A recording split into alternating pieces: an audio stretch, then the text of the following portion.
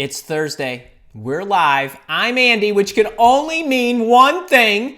You are at my live office hours, my happy place to help you build a career you love. Welcome, welcome, welcome. So glad I see you guys are shuffling in. Been kibitzing with you a little bit in the chat. Get into the chat. Tell me where you're from. Tell me who you are. Tell me what your issues are. And if you have any questions, put some question marks in front of your question because that chat's going to get filled up and I'm going to take a whole bunch of questions at the end of the lesson. If you are a boot camper, give me a pound boot camper. I love to give you a big boot camper hug through the webcam. I always love all my Mile Walk Academy members. Give me a shout out. If you are on my interview intervention relaunch team, give me an I team, pound I team. But welcome everybody. So great to have you.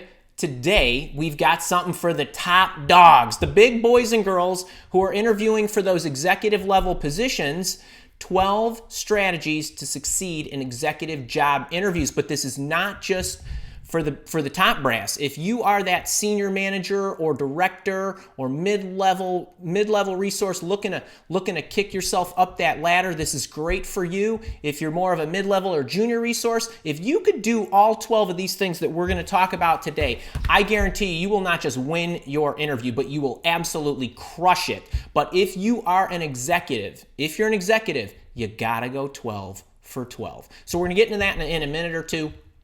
But I just want to say hello. I love having you. You know I always show up to the Thursday parties with lots of free gifts and goodies. There's tons of wonderful things in the description that you can grab. I'm not going to go through them all.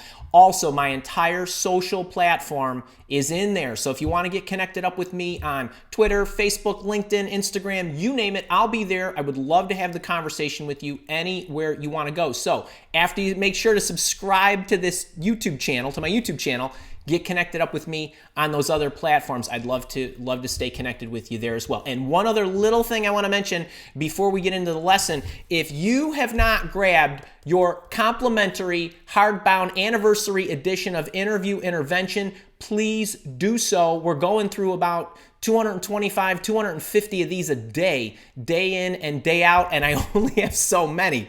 So you get the free hardcover, you get the free ebook, you get the audiobook, you get some other stuff while supplies last. So get that. That link is also in the description. So is everybody settling in here? Great. Okay, let's get rolling. Today, and I know some of you, I even was chatting in here with you before the session started. I know some of you are new timers, so welcome to you all. And I know some of you are old timers, and you're here with me week in and week out, which I love. And a lot of times, these sessions, they go fairly deep tactically about how to do certain things. Interestingly enough, today is, the way I would characterize this is it's really more of a checklist of things that I want you to be mindful of at the very senior levels. It won't be difficult to understand these 12 items or concepts.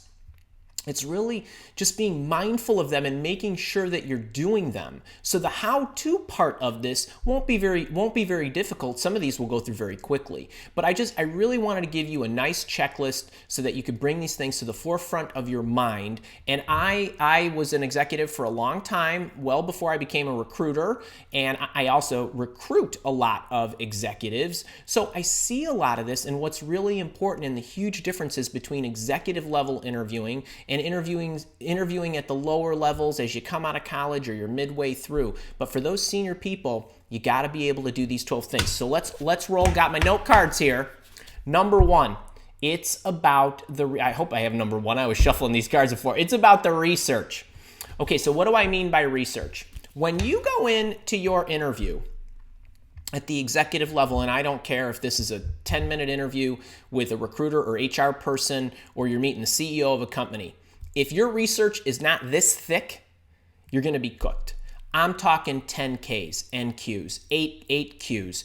every press release that you can find. If it's a private company, you need to get into Hoover's or some of these others like data.com that will give you insight into the organization. Competitive market analysis. Where do they sit? Where are their holes? Where's their competition beating them up? What's their products, their services? How do they go to market? All of that good stuff you need to know before you get into the interview. Nothing is worse. The biggest mistake you can make at the executive level is asking a question that you could have otherwise found the answer to on your own. This is a big honking deal. This is a big honking deal. Now, if you're at the junior level, you want to understand the company and you want to, understand what they do. You're probably a little bit more focused on doing your job well. But at the executive level, you have to be able to see the complete picture and where they are and where their opportunities are So you got to have the research done. Now, I was trying to show off my artistic skills here. That's the world. That's the world. That's the world. You need to know how everything fits together. How everything fits together inside the organization and outside the organization. So what do I mean by that? So when you come in, and I was talking about, organizationally, how are they structured, products, the services, the departments, everything it takes in order to develop that product, bring it to market or service or whatever it might be. Well, you've got to know how all of that stuff fits together. If you're at the junior level, you have to know how to do your job well. You have to know how to sell this product well, or develop this product, or write this software, or create this marketing campaign, or whatever it is. But if you are an executive, you have got to know how all of that fits together, and not only internally within the organization, how does the baton get handed from one to the other? What are the causes and effects of doing something, not doing something? How does that organization integrate with its customers or its partners in the outside world? So you have to be able to see the entire picture. That's very, very important, that your working knowledge of that organization, its market or its service or its product or whatever it may be, you have to be able to understand what the entire blueprint looks like. So you got to be the general contractor, not the plumber, so to speak. So that's really important. Number 3 is everything that you discuss should be centered on the company and not the role. So it's okay to talk a little bit about what you're going to do, but everything that you do, everything that you speak about when you're telling your stories about your past or you're speaking about the company's future, you want to make sure that everything that you're discussing is within the context of the organization. So when you're answering questions, when you're asking questions, 90% of the discussion should in some way, shape, or form be focused on how what you're going to do is going to influence that organization, or how what you did in your past influenced your organization or its markets or customers, increased its market share or whatever, more so than the bits and bytes of what you did. So that's a huge deal. Now at the lower levels, you're probably talking a little bit more about your role and how you did that effectively. As an executive, you have to speak about your role in the context of how it influenced the organization. Okay, that's number 3. Number 4, it is about how much, not how many. It's about how much, not how many. What do I mean by that? So when you think about everything, and actually anybody who's out there that's in my boot camp or in my resume writing workshop, or actually any of the Mile Walk Academy members, because even the interviewing course is about this.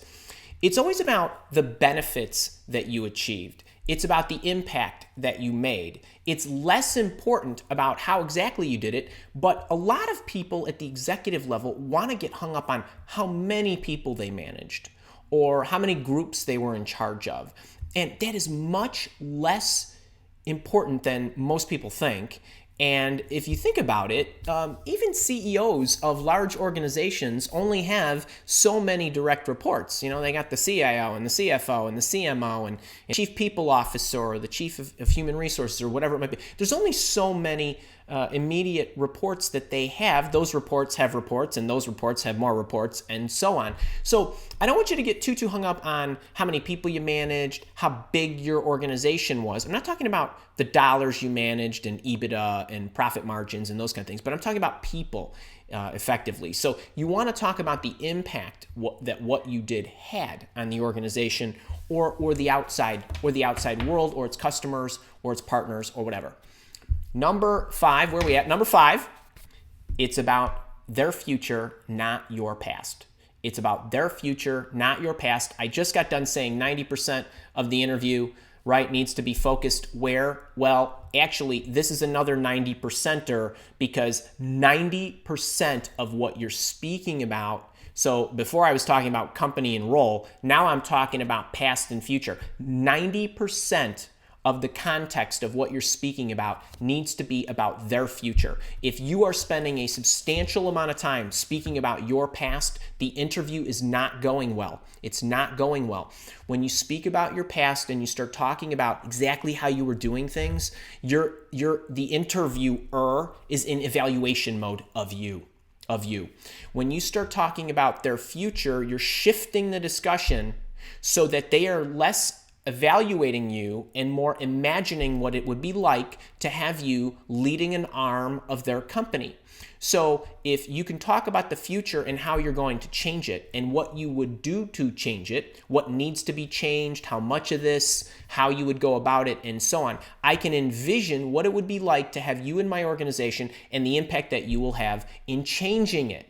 That in and of itself will give me an indication of your working knowledge of the past and the things that you've experienced and what that's taught you and the expertise it's given you. If I'm hanging out in your past, then that means I'm not convinced that you know how to do this. So you want to constantly shift the discussion to the future. So you want to make sure that you're talking about situations in their environment that have yet to occur. That's your yardstick. It's not yet occurred. And whether it's something they desire and they already know because it's in their strategy, or it's something they're asking you about, what would you do? That's okay. All that stuff's cool. And if that's where your discussion is, you know you're in the right spot to score major points. Okay, let's also, kind of in the same vein, number 6 here, your sequencing, your story sequencing. Now stories, this is my terminology, but basically anytime you're responding to a question where you have to respond for some minutes at a time, where you have to tell a story about your past or their future, that's just story sequencing. So just any kind of response that you're making to something that they asked you. Your sequencing is very, very important. It never should ever start from the bottom and go up. You always need to start at the highest level, and you need to talk about the macro viewpoints and then work your way down. And you as an executive should never reach the bottom. You should never reach the bottom. You should get stopped about, I don't know, maybe 2/3 of the way through. And I'll give you an example. We'll hang out on this one for a few minutes. So it's always important, and I mentioned this in one of the earlier ones, that you want to be talking about the benefits and the impacts that you're making. Your stories should start either there or at one step higher. So you want to be speaking at the macro level. Here's what the goals were, or here's what the strategy was, or here's what we were chartered in doing. Here's the impact that we had, and here's what we achieved. And if you get to that spot, a great interviewer who's interviewing you at the executive level will immediately shift you to the future and say, okay, how would you apply that to what we want to do here? If they let you keep going down to, okay, and here's exactly how I did that, and then I did this, and then I did this, and then I did this, you want to start shifting them to the future. So, hey, this is what I did, and here's what I achieved. I'd love to know how I could apply that experience to what you need me to do. Move it. You control the interview and move it into the future if you have to. So, if I'm chartered with, building a sales organization, hey, we want you to be the vice president of sales nationally or globally. Our charter is we need to grow revenue, and we've got multiple products. We've got 3 products, and we're not sure which one to take into the new markets. Maybe that's their issue, and they're looking for somebody to come in and develop the products or sell the products or whatever. And now they're asking your opinion of how you go about doing that. So when I say start at the macro level, what I mean is It's not, okay, I would start hiring salespeople and I would move them into a market and so on. That's starting in the middle of the story. Well, the first thing that I would need to do is I would need to evaluate these products, and I want to look at the history and the customer segmentation and so on. Then what we would do is we would look at where those products are aligned in the US. Then what we would do is we would start, and I would need to put salespeople in the right markets that align with those customers who buy that product in that, particular region. Then what I would do is, and so on. And that's what I mean by starting it at the highest level. So you almost want to go back to the homework part, the research part, the product development part, the service development part, whatever it might be. And if they have a strategy in place and they say, we know we've already done that, here's what we would do, then just say, okay, well, if you've decided that, then here's how I would go about executing that, and so forth. So your sequencing is really important. It has to start at the top and trickle down. Strategy first, evaluation, strategy, and then implementation. So story sequencing is a big deal. If they start you with, well, how'd you build that sales organization? You can't start with the tactics. So if they go to your history and they say, how'd you build your sales organization previously? You need to go all the way back to the beginning and tell them how the strategy was developed. It's a big deal. It's subtle, but it gets the interviewer knowing that you're looking at the right stuff first and you're not immediately going to what you think the answer is, because there are a lot of mistakes made because people make assumptions about how they should grow this, market that, develop this or that.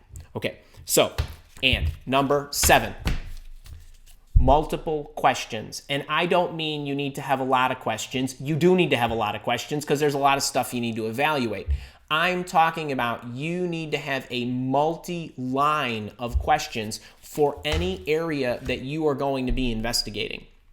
So what do I mean by that? Well, I have my criteria of all the things that make me happy. That's the first thing that I need to do to make sure that I know how to evaluate you as a company. And then from the criteria, I generate questions that help me understand whether you can satisfy my needs and the things that are important to me. And my needs fall into a couple different categories, and I'm always trying to ascertain whether you are a good company and whether you are a good company for me. Those are two separate questions. They could be a great company and not a great company for you. So, and they could be a great company for you and maybe just not a great company as far as the market is concerned or the way they treat their employees or whatever it might be. But you need to get answers to all of that. So you line up your questions, but executives need to be able to have a multi-part line of questioning for every question that they ask. So when you ask a question as an executive, if I give you an answer and you move on to the next question, what you're telling me is you're just kind of skimming the surface. You're not really a great investigator, because no executive is going to be able, if the topic was worthy of you asking me to investigate it for yourself, and I gave you a one-word answer or a one-sentence answer or something that was very quick and you were able to shut that down, then you're just you're puddle surfing here. You didn't dive deep enough, and as an executive, you need to make sure you're getting a complete suite of information to make educated decisions. So you need to ask a question, and then as an executive, you need to be prepared for every possible response. Yes, no, maybe, I'm not sure, hey, we thought about it, here's what we were speculating. Anything that could possibly come back at you, then you need to have your next question lined up. That's right, you need to have 5 variations of your next question, and you need to know what those are, or you at least need to know the flow of where you would take the discussion depending on how they would answer the question. So when I would go into an interview, the last time I went in for a job, or anybody that I was interviewing, I'd have all my questions, and then I'd have their potential answers, and then I'd have my next questions, and so on. So what that is doing is it's sending a message that you are going to be a well-informed executive, and well-informed executives make educated and good decisions most of the time. Sure, there's things that can happen, but still, it's the subtle messages that you're sending me. If you don't have multi-part questions, then I know you're just skimming. You're just skimming, and you're leaving a lot of holes. You're leaving a lot of holes for yourself. So you need to make sure you got these multi-part questions. Now, the rest of these, 8 through 12, these are really more characteristics, traits, and those kind of things. But this one here, integrity, leadership, character, all that stuff, all of your stories, need to show how you did this by example. Not what you commanded, but what you did for your troops. Leaders build more leaders. They don't build more followers. So how did you do that? So your stories have to be very clear on how you led by example and what you did with your troops to make them love you and go into battle for you and all that good stuff because you were on the front of the boat getting splashed with the waves coming at you or the arrows or whatever analogy you want to use. But you got to make sure that if you're going to get into how you've led, you need to talk about how you led by example, and it needs to be very, very clear. So that's very important. Number 9 is you've got to have good communication skills. So this goes both ways. So not just what comes out of your mouth, but also your listening skills and your ability to interact. And communication is not just speaking and listening. It's reading the verbal and nonverbal cues. It's recognizing the situation. It's not just that you're a great orator or that you can communicate or speak well. I know a lot of people speak well. They sound great and they're terrible communicators. So are you reading the room? Are you demonstrating that you are a good communicator in every sense of the word? Actually, speaking of interview intervention, I talk about your communication quotient. An effective and a high CQ communication quotient is about an accurate exchange of verbal and nonverbal exchange of information verbally and nonverbally. So that's what I'm talking about. Hey, don't forget to get your interview intervention book, by the way. All right, number 10. Look the part. Please, look the part. Don't go in dressed in goofy stuff. I wore my nice, comfy black favorite t-shirt for you executives today. When you go into the interviews, suits, ties, ladies, a good suit skirt, I guess, or pants is okay. But look the part, be polished. Okay, I think I even shaved a little and showered for you guys today. Just make sure you look the part. Okay, it doesn't matter what you look like physically, but your appearance that is totally within your control should be dialed up pretty good. You need to look, like you're an exec as well. And you need to talk like one. And I'm not just talking about the communication. So communication itself deserves an item, but so does positive talk, as in no negative talk. So never should you ever utter a word that has any negativity into it. I'm not saying you need to be inhuman. I'm just saying in an interview, when you go in, everything that you're focusing on needs to be in a positive light. If you screwed something up royally and it wasn't your fault, I don't care. What did you learn? What did you do as a result of it? Why was that beneficial for you to experience? Everything needs to be positive. So I'm not just talking about don't use negative words. I mean everything that has ever happened to you in your life, no matter how miserable you might have felt at the time, there was a positive outcome from that, the experience, what it taught you, how you applied it, and how you reacted. That's what I mean. So positive talk in all its forms. And I know I'm missing one here. Oh, here we go. Number 12 is confidence. Confidence. Gotta have it. Gotta have it. There should not be a hint of insecurity in you. I'm not talking about, bravado over the top. I just mean I'm confident. You can be humble and confident at the same time. Just make sure that you are displaying that confidence.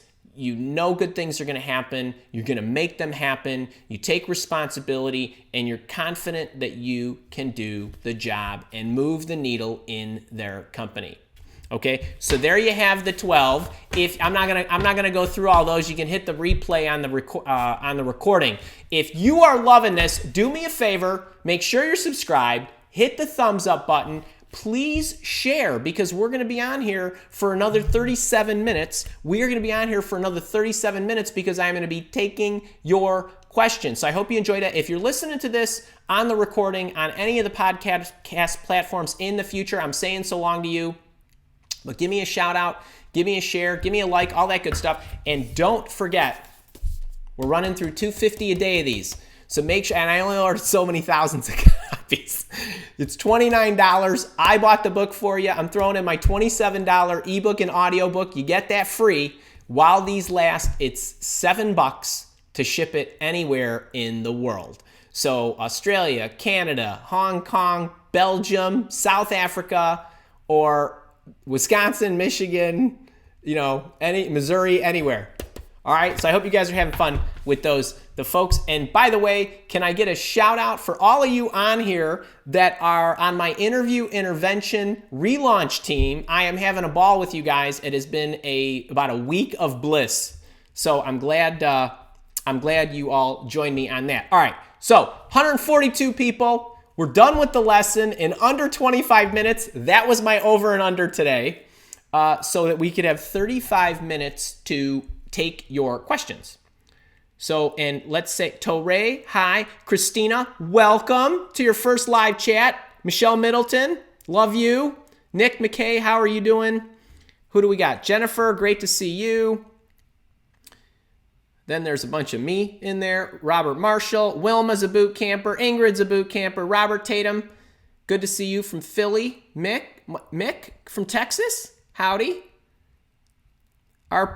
Arpy's a Mile Walk Academy member. Good to see you. Sasha's a Mile Walk Academy member. Hey. Mom's here. Who else? Russ, good to see you. Donald, interview intervention relaunch teamer. Nagaroju, good to see you. Carrie Day. Carrie's my new muse. That's so fun. Anand, great to see you from India. Wonder what time it is by you. Gearhead64, great to see you. Oh, Morrow. Hey, I didn't know that was your handle. Now I know. D Walker, Jan or Jan, I never know how to pronounce that. Russ, Melissa, you need those windows in your office. Actually, folks, I don't know if you can see. Okay, so I'm in my office, and that is one of my sunrooms, and my wife and I have been waiting on furniture for the other half of the room for 5 months, and it comes Saturday. So you should all be able to see a couple of nice chairs where I'm going to do some thinking in the morning. And I'm really excited about that. Yep, Carrie's on the I-team. Sasha's on the I-team. Harmony, good to see you. Yes, I'm always upbeat. I'm just wired that way. MK, I-teamer. Roberio, good to see you, man. Roberio, are you the Roberio who just had the baby? If you are, can we all give him a big shout out? He calls me Uncle Andy, which I thought was awesome. That's just awesome. That picture was totally cool. Thank you for sending that to me, and hopefully you're the Roberio that I had the baby. All right, Torre. How is the best way to deal with recruiters? If you know the company, do you have a better chance of reaching out directly yourself? So Torre, and actually for everybody, I'm going to assume that you mean third-party recruiters that have their own firms that are working on behalf of organizations who are their clients versus going directly to the organization yourself. I am going to qualify my answer, and I'm going to give you a couple of different viewpoints. Now, the recruitment firms, they can be very, very good to work with because recruiters can introduce you properly, prepare you properly. They know the organizations. They can give you the inside track. And let's be honest, I, as an executive recruiter, I want my clients, I want to make a good match. And if I've presented a candidate of mine who I've recruited or who's come to me, and we're bringing you or him or her to the organization, I want that to be successful. So they're going to prepare you and give you a leg up. As a matter of fact, I told the I-teamers this book, Interview Intervention, this book is literally what I would speak to my job candidates as I would prepare them to go in for an interview. Could you imagine, like the whole book, I would talk it to them. And then I wrote the book and then I had them read it, so which is much easier on my time. But that's what I mean. So recruiters can be very, very good to work with. Do not be overly concerned about the money that a company has to pay a recruiter. If a company has committed to paying the recruiter, whether it's a retainer or a contingent recruiter, meaning they only get paid if you take the job, that's okay. That's cool. Don't worry about that. If you know the company and you've got, maybe an employee referral or something like that, or maybe you know the recruiter, who knows, or the corporate recruiter, there's nothing wrong with going in directly. So it's not as though I think there's an advantage of going in on your own. As a matter of fact, I would say the advantage lies with if the recruiter is or a third-party recruiter is a good recruiter, then the advantage is going through the recruitment firm. But if you contact the organization yourself, please be careful. There's a kind of a professional etiquette. Sometimes it's a legal issue in the contracts that people set up with recruitment firms. Sometimes organizations, if you contact them and then you speak with a recruiter who's working with that company, if you contacted them before the recruiter contacted them on your behalf, the recruiter might not be able to handle you through the process and help coach you throughout that process because the company might not pay the recruiter because you actually contacted them first. There are many different variations of this, what we call stimulation of interest clauses and things of that nature, but it gets a little touchy, and you never know what the arrangement is between the company and the recruiter. And as a matter of fact, we do retained search for some companies that if you contacted them, they would just send you to us, and then we would work with you and evaluate you and then bring you in if we felt that you were a good fit. So there's so many different situations, and so it's hard, without knowing the strength of your relationship with the existing company, how I would go about it. Kristen Morrison, great to see you. MK, great to see you. Boy, you guys are awesome.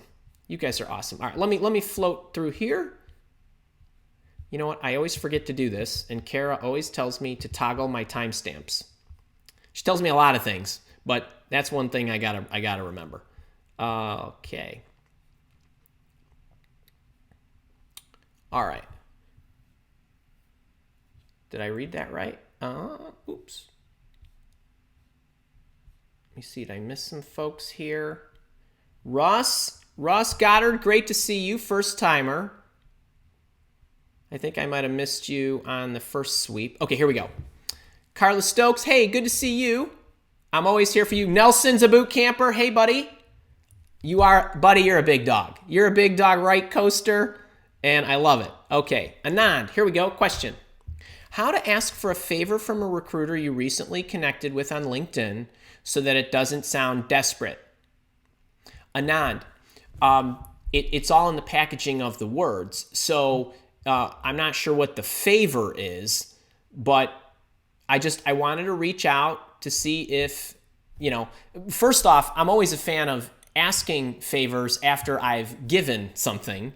I don't know if you've offered, actually, I know we can't rewind the clock here, but for everybody out there that connects up with a recruiter, if it is a third-party recruiter, your immediate offer should be, thanks for connecting, or I'm happy to, I appreciate that.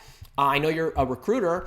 If, I'm happy to offer my network and any referrals that I can give you. You're welcome to ask me if there's any searches that you're working on, if I might know anybody. I'd be happy to, provide you some names of folks that I think would be great for those positions. I'm also looking myself. If you have anything that you feel would be suitable for me, something like that sets a good table. That's how I would ask for a favor. It's in networking and linking is a long-term game. So, but I appreciate that you're probably in a position where you need to find a job. So, but that's how I would go about it. Maybe do a dual package, kind of like that. Michelle Middleton received your book. Beautiful. Michelle, I would like a picture, please. And can you post it on the Interview Intervention Support Group Facebook group? And remember, I'm giving away prizes, and I know you have a lot of stuff already, but believe me, I can always come up with more. All right, Joel Robinson, hey buddy, he's an I-teamer. Great to have you. Roque, from Mexico, wonderful. Jack Fountain. great to see you. Sunny Florida. Joven. Maggie. Maggie's a boot camper. Great to see you. Stu, glad you are here. Glad you are here, my friend. Thank you for the emails and the very kind words. I really appreciate that. Roberio, I am a project manager from Brazil, and I want to feel more confident during a job interview. I also want to learn interview terms in English once I want to apply for a job in Canada. And Roberio, I have for everybody, I have a video that is vlog style, so it's recorded, which means it's probably between 5 and 10 minutes, on job interview confidence and how to boost yours. With 3 pro tips that I give you. It's on the YouTube channel, and it's on the andrewlacivita.com, my tips for work and life blog, where you can find it. Kathy, hey Kathy, Kathy's a boot camper. Love having you here. J Matthew 48 question. Here we go.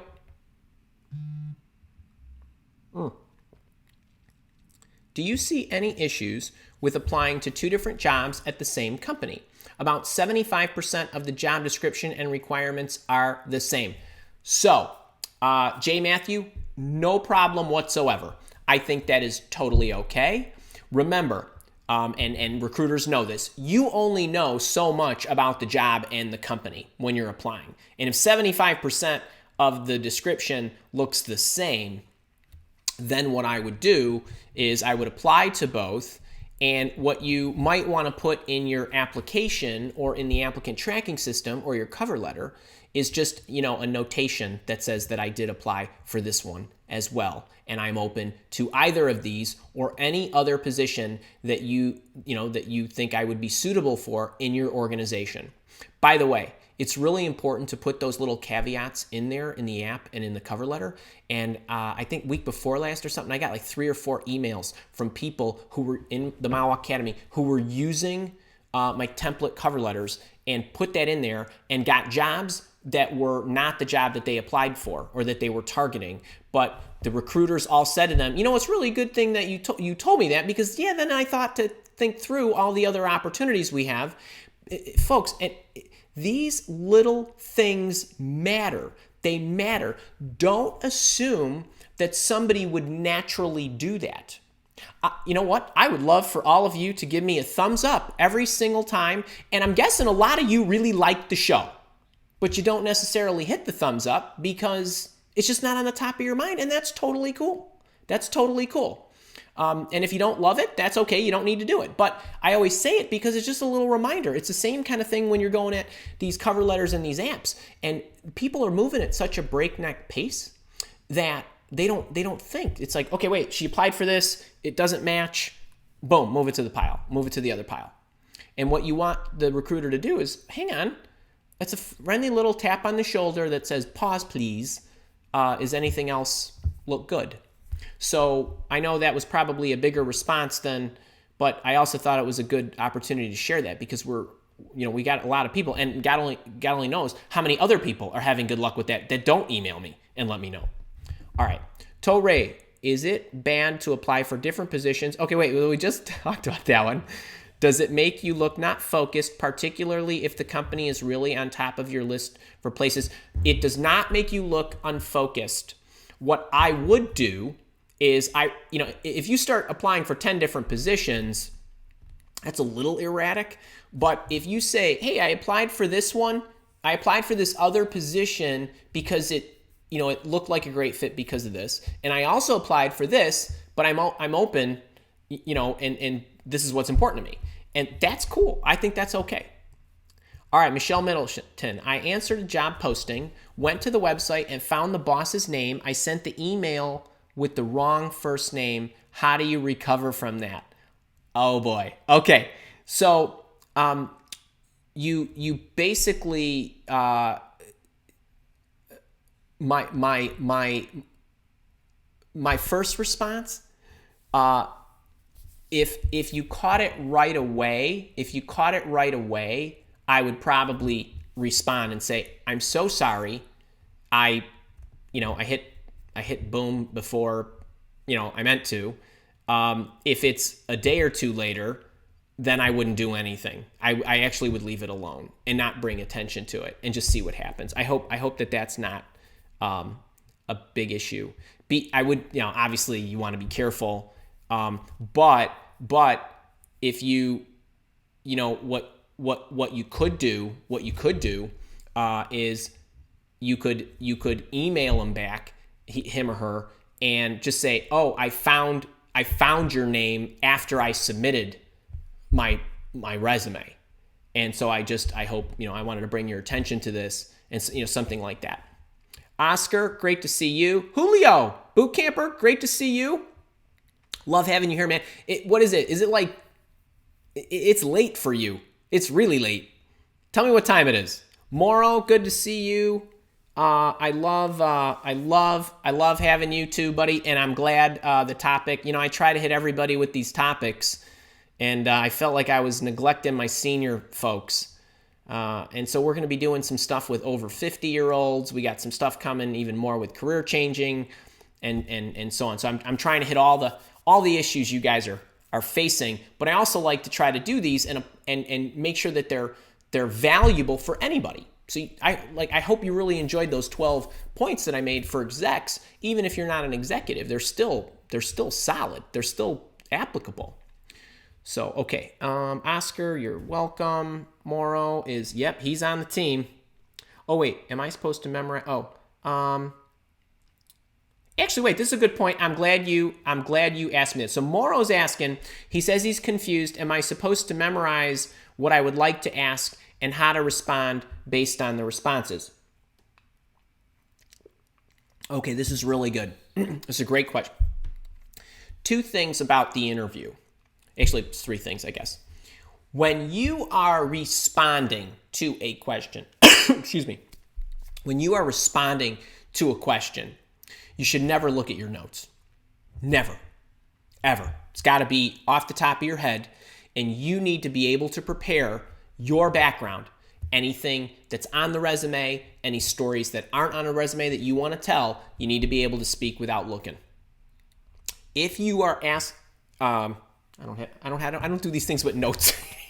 So I got my notes, or I got my note cards, and I've got my questions written out. Those do not need to be memorized. Do not need to be memorized, because you're going to have a lot of them. And you're going to have some questions for this person, this guy, and some questions for this woman, and some questions for the staff, and some questions for each other. So it's all together. Then what I would do is, make sure that you're going through, okay, so hey, Anna, I want to ask you a question. Ask the question. And then what I would do is I would probably have some real home run questions, 5 or 6 of these, where I knew in my head where I would go with them. Not every single question, but you need to be comfortable and rehearse this a bit to make sure that you're ready for potential responses. As you do this for a bit, before you go into the interview, it's going to start to come natural. You will remember, because these things will be important to you. So it's okay to look down at your questions, ask the questions.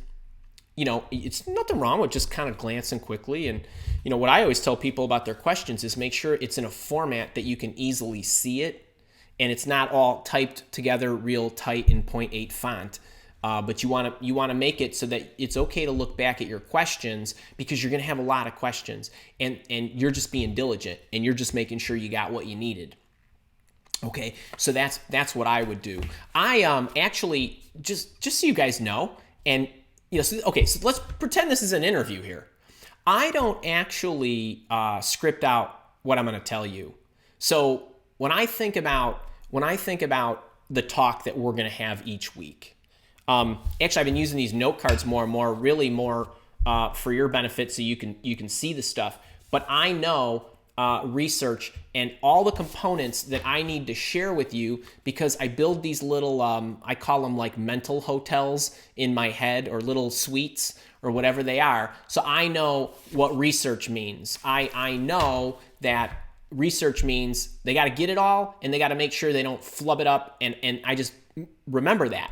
And it's the same kind of thing with your questions. You can build little, kind of mental hotels for yourself, so that you know where you go with those line of questioning, and it actually will become fairly natural when you role play it, and you can even role play it with yourself.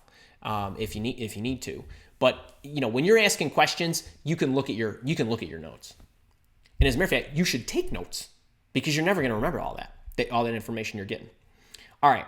Gerald Epling, hey, great. You are welcome. Alpha Mega Pat is in the house. Man, oh, great, Pat. I'm expecting big things from you on that picture, buddy. So I hope that better be good.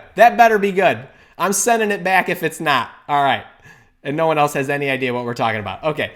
Karen, hey, good to see you. I hope you got my email earlier today. Sorry for the delay. Sunshine, hey to you. CK, nice to see you. Wendy, good to see you. Andrea, wonderful. Yeah, that intervention relaunch group is pretty fun. All right. Wendy, good luck on the phone interview. Kristen, good to see you. She's a boot camper from one of my favorite cities.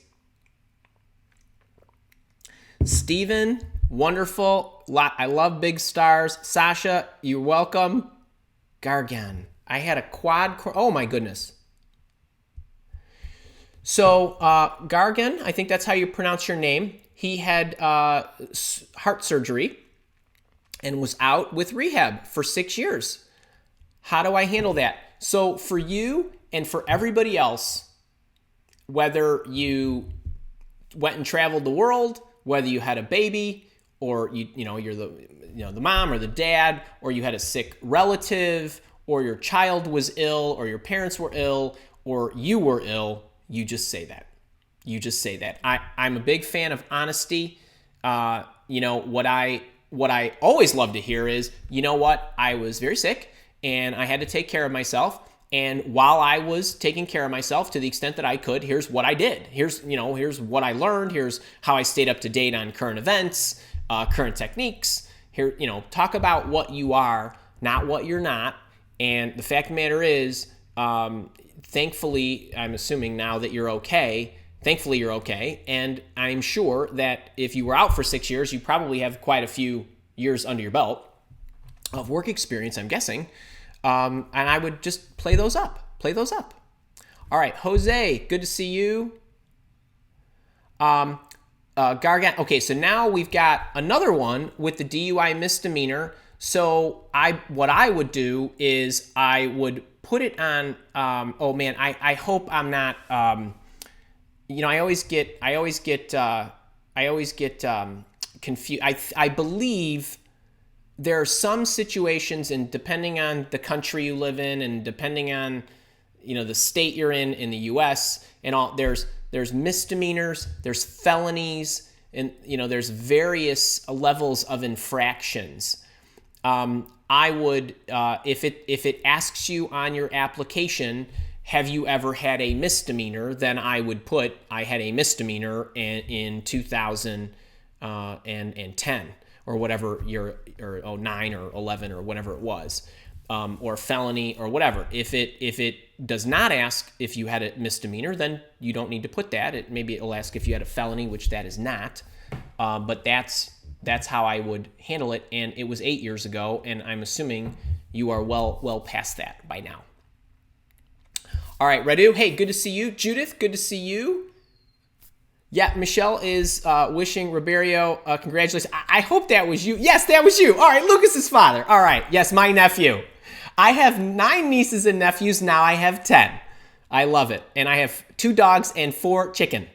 And we're hoping that one of the chickens is not a rooster. And honey, if you're watching me, I hope we can find that out soon, because I don't want to be woken up any earlier than 4:30 when the dogs wake us up. Okay. CK, you're welcome for the live show. Where did I hang on? Oh, I think I missed a few here. Hold on. Nick, wishing. Okay, Jose Vicente. How can you okay, here we go. Jose Vicente Martinez. How could you reach HR of a company you don't know anyone and they published an open position? So the first thing that I would do is, and this works 90% of the time, I would call the company and I would say, my name is Jose and I want to submit my application. Can you tell me who the HR person is? or just ask for the HR person. And in 90% of the cases, they will tell you. And if they don't tell you, say, can I have, or do you have a general email box? Or is there somebody I could send this to? And if they say, go and put it into the applicant tracking system, then what you say is, actually, I'm having trouble getting it into the applicant tracking system, but I know I'm perfect for this job. Is there somewhere I can send it? Or who can I call? That works. And as a matter of fact, one of our boot campers, he sent me a list of the kind of the techniques he was using that we talked about, and we taught him. And he says it's working over 90% of the time. Actually, I'm going to cut and paste it and actually put it out in one of them. I'm not sure if you are in, your name looks really familiar. I'm not sure if you're in the Mile Academy, but in the Facebook groups, I'm going to put it out there. I was just waiting for his permission if I could cut and paste it. But that's what I would do. Ray, Andy, the third-party recruiter, told me that the company is also working with another recruiter, so I was a bit confused. Can companies do that? This is a great question. And as a matter of fact, I'm getting this one so much that, by the way, we've got a live office hours next week. Then I go into a boot camp, which means live office hours is on reruns for a couple of weeks. And then we come back with a new batch of live sessions with live office hours, like all of June will be live. There's like 4 or 5 Thursdays or whatever, and we'll be live. And I think in one of those, I'm going to do this recruiter one because we're getting so many questions about this. So a couple of things. There are many, many variations of recruiters. And I think I'm going to probably have to hit all of them in that live show. But for you, Torate, for your particular question, what organizations will do is, and it is certainly their right, it's their company, they can do whatever they want. They might have a position that is a very difficult to fill position. Maybe there's one position, or they might have many needs, like I might need 10 project managers and not just one. So it takes a little army to try to fill those positions. In that case, what likely is happening is the company is working with multiple recruitment firms and not paying in advance for the help from the recruitment firm. We call that a contingent recruiter. If there are contingent recruiters, what that means is these individuals are kind of like real estate agents. They don't get paid unless they sell the house. So the recruiters don't get paid unless they place the person, and the person is employed with the company and usually has to stay for a period of like 30, 60, or 90 days. And then they're paid. So what the companies will do is they will have multiple recruitment firms looking, because if they're looking for one position, what a lot of companies falsely assume is that I've got 3 times the chance or 4 times the chance because I have 4 recruitment firms that are working on it, when the fact of the matter is, if somebody tells me that there's other recruitment firms working on this, I don't spend any time on it, so they don't have us working on it. So they don't know, and we're not working, and we tell them we're not going to work on it. So, but what organizations will do is then whoever fills that position, that's the recruitment firm that they will pay. So what the recruiter wants to make sure is not happening is you're not working with one of the other recruitment firms, because that would be a no-no for us to then go and present you if you've already engaged with another recruitment firm. First off, it's just bad etiquette. Most recruiters won't do that. Most of them is just as ethical and etiquette and from a professional courtesy standpoint won't do that. And that recruitment firm probably doesn't want to waste its time if you've already engaged with the company directly or with the recruitment firm. So yes, it's possible. There are many reasons why it occurs. And in some cases, it's not really that big a deal because the company might have so many positions, or they might need 3 people that are just really, really hard to find. And not only does the recruitment firm have to find you, but they have to convince you to leave what you're doing. And all has to match up, and a million things needs to go right. So that does happen. And that's, it's unfortunate, but that's just a way of doing business. All right. Steven Seiler with the blue question mark. Suggestion for how to discuss that I was riffed from an executive position, but stayed on in a new part-time role at a reduced rate because they still needed me and I still needed the work. So, positive talk means my organization and I, if you were riffed and they brought you back, I'm going to make some assumptions here, so just go with me on this. But if I let you go and you're a reduction in force, then I'm probably doing something for business and economic reasons, and then I'm bringing you back as a consultant or a contractor or whatever it was so that you can be there in a part-time capacity, which reduces my additional costs, my employment tax costs, maybe medical, premium reimbursements, vacation, and all these other dollars that I save as a result of you not being an employee, plus you're working less hours. So what I would say is, and you have to, I'm going to assume that the RIF was a good reason. And I'm assuming that you were not the only one let go. You obviously were not let go with cause because they brought you back. So if it was you and it was a surgical firing, so boom, just one bullet and you're out, then they wouldn't have brought you back and that would have been a different story. But my guess is you were part of a larger reduction for economic reasons. The company reduced the number of people in that unit. They eliminated the unit. They eliminated doing that and outsourced it, whatever it is. Just say that. And then say, but I had such a great relationship with them. And you don't need to say, I needed the work. Everybody needs the work. So they'll assume that and just say, but they provided an opportunity for me to work on a part-time basis, which I enjoyed working there. I wanted to help them. And that's just, I enjoy the work. I like them. So this was a kind of a win-win for everybody, while I now get to spend half of my time or a third of my time or 75% of my time looking for the next right move that I should make. And that's totally cool. I'd be totally great with that. That conversation would be over in 30 seconds if you had it with me. I would not, if you just explained, hey, it was a reduction in force because there were economical considerations. They needed to wipe out the unit because I was on great terms. I took an additional, that's a really, actually, not to minimize the stress you're going through, but that's a pretty easy story to tell. That's not, oh no, I messed up and then they kicked me out the door. That's a pretty decent story to tell right there. Shouldn't be tough. All right, Christina. Is there anything I could do to make them reconsider me for a position? I have 20 years of experience. I do not have a degree. I was not selected for an interview, and interviews are next week. So, Christina, one thing that I would love to know is, so let's work this backwards. I don't have a degree part. If you've got 20 years of work experience, and my guess is that not having the degree is not the reason they did not select you to go in for these interviews.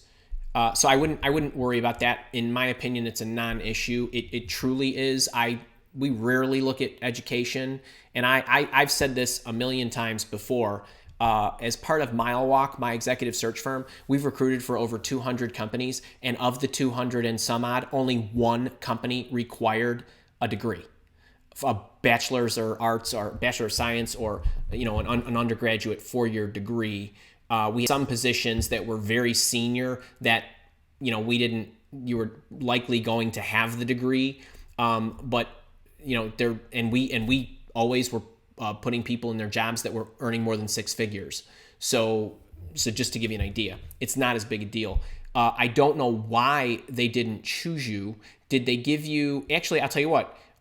Could you do me a favor? Could you go to the bottom of the chat, and I'm going to ask Kara to look for your response. If you let me know, did they actually give you a rationale behind why they did not choose you?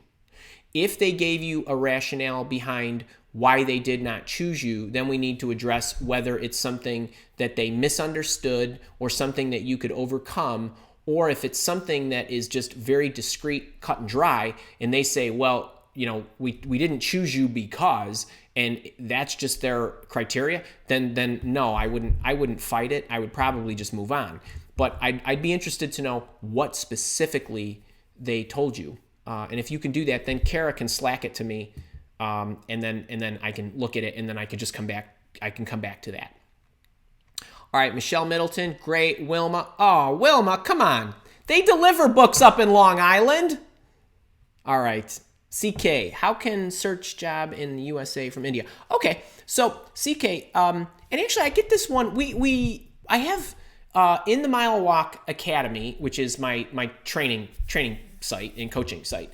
We have people from every inhabited continent in the world. It's actually crazy, and actually 38% of my community is global, which I didn't even know until a couple of weeks ago when we were setting up the interview intervention group and all this cool stuff, and we started looking at where people lived and shipping books and all that craziness. But we do have a lot of people from India and Europe who want to make it to the U.S. And and so what I would do, actually, what we instruct all of them to do is literally just look for the jobs like you would otherwise look for the job as if it was down the street from your house. And then there's some tailoring on the cover letter and the application that you would make, and you would talk about how you are moving to the U. Just say, I've decided I'm moving, or I and my family are moving to the United States. As such, I'm looking for opportunities interesting opportunities in this particular city, and sure enough, and I would just target it whether we have people that are moving, from Portland to California, and or Washington or whatever, and it's the same kind of thing. We had a couple, 3, 4, 5 people maybe that moved from Europe, and one got a job at Facebook, one got a job at Google, one got a job at Apple. So it was it's doable. It's really doable. The world is, you're here watching me right now. It's much smaller than it used to be. All right. Kara is assuring Wilma, we know it's on the way, Wilma. We know it's on the way. All right, CK, you're welcome. Journey Success, which I know is Kevin. Good to see you, buddy. How do you break into an executive or management position if you've been a longtime individual contributor but have great leadership and people and business training? So what I always say, Kev, we talk about this, right? It's what are the qualities that make a great leader? It's not like you're making a wholesale career change. You're just I'm assuming you're trying to go up the chain as a technologist. You're trying to move into more of a directorial or senior management role or vice presidential role or something of that nature. What are the requirements of the capabilities for those next levels? So just as an example, and go with me on this, because I know your situation. I've seen your resume. We've worked on it.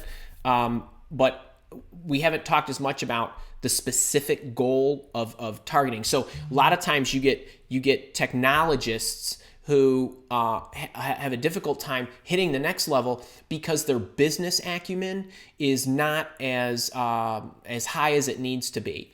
So when I was talking about what was that one where the little globe here and how everything fits together. Sometimes, and actually frequently, the technologists, people who have been focused on architecting, designing, developing software, building systems, and so on, don't always see the whole picture. They don't understand how the baton is handed between departments, what it takes to bring it out and sell it and market it and all that other good stuff. And so to the extent that you can get more business acumen, this is just an example, by the way, but I would pay extra special attention and probably go do, and by the way, this is a great one for everybody. One of the things you can do is if you are having trouble jumping levels, I would speak to former or current employers. Obviously, unless you're doing this on the sly, but maybe there are people you can speak to about which areas you'd need to develop. So, and if you're very self-aware, maybe you already can self-diagnose those. But that's what I would do, and then I would try to figure out how to get that.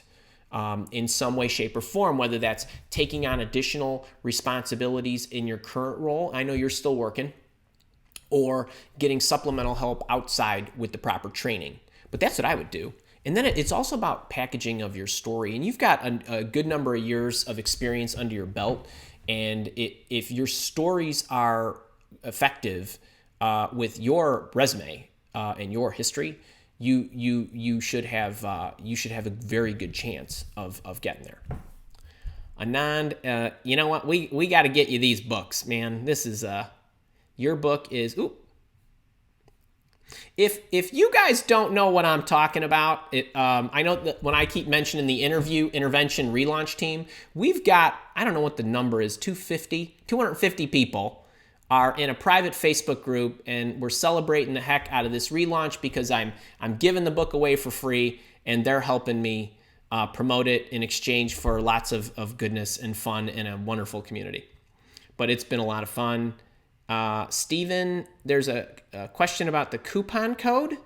Buddy, I'm not sure what that is, but if you drop down to the bottom and ask me, I'll have Kara Slack it to me. And speaking of Slack, Kara is telling me that Christina said the HR person did not say, this was Christina's question about, is there anything she could do to convince them to reconsider and interview her? The HR person did not say, the only thing I know is that it was a team that picked the candidates, but the posting stated degree required. I see. Okay, so should I call back and ask? One of the things that I would do, I am always in favor of more information, meaning I would want to know that the reason that they did not want to interview me is because for some ridiculous reason, they're requiring a degree even though you have 20 years of work experience, or at least 20. So yes, I would call back and I would ask, and I actually would email them first, and then what I would do is if they didn't get back to me in 2 days, I'd call them. That's what I would do. I hope that helps. By the way, folks, there's nothing wrong with picking up the phone.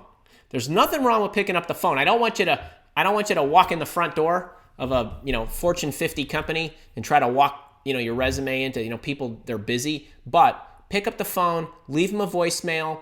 As an executive recruiter, while I never return phone calls simply because we just get too many, I listen to all the voicemails, and if somebody is really articulate and leaves me a kick butt message, she sounds great, he sounds great, great communication, real smooth, right to the point, tells me why they're calling, so on, so on and so forth. That has a much better chance of me responding to their email than if I didn't get the phone call. So, these are things you got to be aware of. Don't be afraid. Pick up the phone. Okay. Jose, there is a LinkedIn ad of a position you are interested in, but you don't know anyone inside the company. What's the best way to address the HR in charge of this search? Fantastic question. So, one of the things that I would tell everybody to do, so let's move it back just a hair here. If you are finding a position that you like at a company that you like, the first thing that I do is if I don't know anybody at that company, I start to do two things simultaneously. I start looking at the people in the organization that are in the unit that I want to go to, and I start connecting with them in LinkedIn. Hey, I noticed you are working at this company. I enjoyed looking at following your background. I'm interested in connecting with people in my space, and I would love to, connect with you if you'd be open to it. Send them a message. Start getting connections to people inside the company, and then try to build in a very quick manner a little online relationship with them. You go back and forth. And if you can do that, first off, it'll put you at greater likelihood that the recruiter or HR person is connected to that person if they're at the same company. And then if you target the person in charge of the search, then the next thing that I would do is I would look to see if I knew anybody else in my network that could get me to that company. So I would kind of map the network. And then I would also call the person or call the company and ask who the HR person is in charge of this area. And I would go at it in all of those, in all of those. So I'm a fan of the applicant tracking system is the last possible resort. So don't go right to the applicant track. You should try 7 or 8 different tactics before you ever submit your resume into an applicant tracking system. You only have a 2 to 4% chance of any human actually seeing your resume if you go that route. So that's what I would do. All right, hey, 2:39, let's go for a few more minutes here. If you're loving it, give me a share, click the thumbs up button, and make sure that you are grabbing your interview intervention books. The link is in the description, and there's a whole bunch of other goodies in there too. So anybody can have it for $7. I ship it anywhere in the world while supplies last. So you internationals are making out like a bandit. It cost me like $30 to get the book to you guys. So I'm really taking a little bath on that. But you know what? I love my international community. Shout out to you guys. I want to do it. I'm happy to do it. I love having you as part of the community. And I think Kara might be slacking me. Nope, that's not her. Okay. All right, Frank. Do you have any tips on searching for global executive positions that you can do from your house with travel as required? I love your videos and have found them very helpful. Frank, thank you for that. I enjoy having you. Good to see you. I'm not familiar with your name, but let's get familiar with it. So I don't do a lot of... So wait, the short answer is I don't have any videos on searching for positions that you can do from your home. And the reason I don't have any videos on that is because there's loads of other videos out there on that I think are just fine to look at. They give you tips and tricks and things of that nature. However, if you are a global exec, the likelihood that you are going to get a work from home job and travel is fairly low. There are definitely sales, and I don't know what your function is. There are definitely sales positions where they don't care where you live, as long as you live near an airport and you can get on the plane. That's great. But global executive positions usually require you to have a home base, typically, not always, at the headquarters, wherever that is, or in one of the major satellite locations. So, I don't have any great tips for that. What I always tell people to do at the senior levels is you should be targeting companies, not positions. You should be looking at, and I don't know what your work history is, but you have a very high chance of getting in with a smaller to mid-sized company, much more so than trying to break into a larger company. If you are looking, if you got to bring yourself to market, I would target small companies and then move up. I would not target large companies and then move down. But my tip is look at I did a live office hours, maybe you've seen this one, on how to develop a target company list. It's free, it's with live office hours, and it's one I did a couple of months ago. And I would go through those 12 steps, and I would build out that list, and then I would target those organizations. Now, if you can work from a home office, and I don't know where you're located either, because that matters as well. I mean, if you're in New York, that's one thing. If you're in LA or Chicago or something like that, it's all very different. But actually, Frank, what I would say, and actually this is for everybody too, because I'm not going to get to everybody's question today, what I always encourage you to do is a few minutes after we break, YouTube records this for me. It's automatic. I have it set so that it just records it. Then what I do is I leave it public.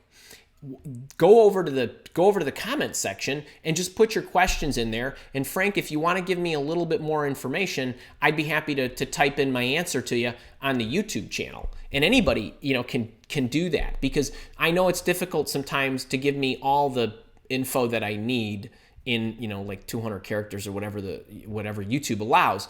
But you can always do that. Just go into the comments section, because actually, as soon as this ends, I think you have access to go in there and do that. All right, let me take a couple more. Mike Lowry, in a panel interview, would you send a thank you note to all the members or just the director of the interview? Mike and everybody else. Mike, that's a great question. Everybody gets an individual thank you, and it needs to be individual and unique content. So, if you got 4 people, that's 4 thank you emails. And if you've ever seen my thank you template, it's on page 83 of Interview Intervention, which you now can get for $7 anywhere in the world. But on page 83, there's 3 parts to it. It's the opener and the closer. I'm not going to tell you exactly what it is, but the opener and the closer for everybody's email can be the same. Thank you so much. Appreciated the time. And then the bottom piece is, I'm excited about the opportunity. Look forward to hearing from you. The middle piece is the reason why you are the right person for the job. That little piece of content should be unique to each individual and something that you connected on with those particular individuals. You need to make it unique, because all these thank you emails and cards or whatever are going to go into your HR folder. And the HR people or the recruiter, everybody's going to see it. So you want to make sure that you're connecting with that individual, and you do not want to, let me back up.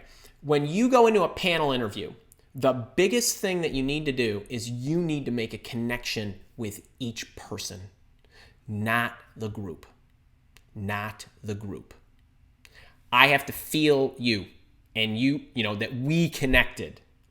And if you spend all your time talking to the director, the other 3 or 5 or whatever are not going to feel loved, and you're not building the connection. So when you send the thank you email, you need to make it individual to each of them. And so yes, send separate ones, make them unique. You can cut and copy the first and the third paragraphs, but that middle piece needs to be something that resonated between you and them. And so those of you that are going into these panel interviews, you got to make sure that you're recollecting. Make a little crib note in the session about a little reminder of something that you want to carry out into that thank you and drive home with that person. That's a big deal. All right, let me see. Nick McKay. All right. Nick McKay, I've been looking for 2+ years. How do I find a recruiter? I have never been approached by a third-party recruitment firm. Am I doing something wrong? Nick, you are not. I would suggest not spending any time trying to find a recruiter. Recruiters work on behalf of companies. They find people for jobs, not jobs for people. Don't waste any time calling recruitment firms. It really should not be a big part of your job search strategy, no matter who you are or how long you've been looking or whether you're employed or what your degree is, what your trade is, what your years of experience is. Don't worry about it. Don't worry. You are not doing anything wrong at all. You really aren't. Nick, maybe you've seen it. I have a live office hours titled "Why Your Job Search is Taking So Long." I'm not trying to be funny. That's just the title of the live office hours. And in that session, I show you, based on your demographic, and we break this down by age, income level, all that good stuff, how you should be allocating your time. So if you are out of work and your job is now finding a job, I even have a work plan in there, Monday through Friday, of how I would allocate my time. How many hours I would spend targeting companies, how many hours I would spend applying for positions, how much time I would spend building my relationship maps and networking and volunteering and so on. And so if you have not watched that, please do. And anybody who feels like they're struggling, because it's probably not your resume. It's probably the activities where you're spending your time, because not all activities are created equal as they relate to your probability of how you're going to get to your next job. If you are a senior person and you're spending a lot of time putting your resume in applicant tracking systems, you're doing it wrong. You're doing it wrong. You need to be spending a substantial amount of time networking and thinking about networking and targeting who to network and figuring out ways to get to those people and that kind of stuff. So but if you earn under, 40, 50 grand, you still want to network. You just want to network half as much as the more senior person is doing, and so on. I go into all the stats, I go into all the allocations, and I give you the exact breakdown in that live office hours. All right, folks, 2:49. I have got a meeting here in 10 minutes, so I need to run. But I hope you loved it. I love having you. I'm not promising for sure. I might try something different next week.